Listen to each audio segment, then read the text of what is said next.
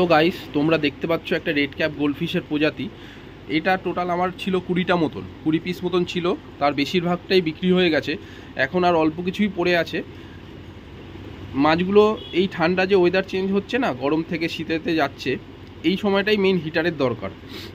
Heater দিলে এই মাছটা এই যে একটুখানি হালকা হালকা শুয়ে পড়ছে, এই একটা দেখো বাদিকে এই মাছটা একটা শুয়ে পড়ছে না, এদের কি হচ্ছে, ঠান্ডা লেগেছে।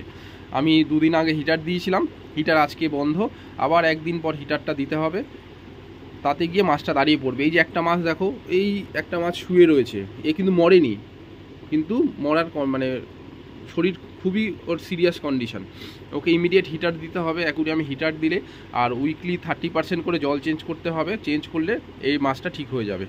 নর্মালি এটা বিক্রি করতাম 15 টাকা পিসে, কিন্তু এখন এটা বিক্রি বন্ধ রেখেছি আপাতত। এর আগে ট্রিটমেন্ট করা হবে, মাছটা ঠিক হবে, তারপরেই মার্কেটে দেওয়া হবে।